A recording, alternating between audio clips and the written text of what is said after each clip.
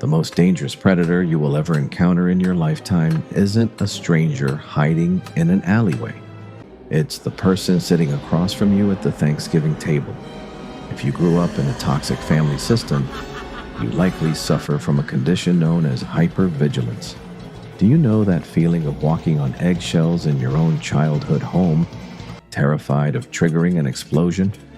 That isn't respect. That is a clinical trauma response. Narcissistic parents don't use physical weapons. They use psychological warfare. They designate a scapegoat, usually the most empathetic or strongest child, to carry the emotional baggage of the entire family. They use triangulation, whispers, and half-truths to turn siblings against each other, isolating you so completely that you begin to doubt your own sanity. It feels like drowning in a room full of people who refuse to acknowledge the water is even rising. You spend years gaslighting yourself, wondering if you're too sensitive or if you remembered it wrong. But you didn't. You were simply a character in a script you didn't write, playing a role designed to keep someone else's fragile ego intact. You have spent your entire life waiting for an apology that is mathematically never going to come. You are waiting for them to finally get it. But here is the deepest psychological truth about betrayal. The ultimate revenge isn't a screaming match. It isn't trying to expose them to the rest of the family or winning the argument.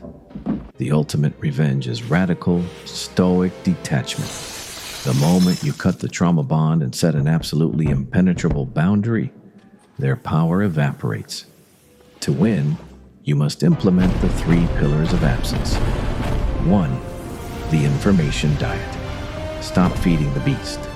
They no longer get to know your wins, your losses, or your location.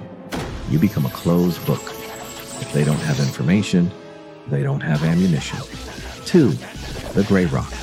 When they try to provoke you, give them nothing but boring, non-committal answers. Okay, I see. That's interesting. You're no longer a source of emotional supply. You are a dull, unresponsive rock. 3. The funeral of the fantasy. You must grieve the parent or partner you deserved so you can finally see the person who is actually there. Stop looking for water in a dry well.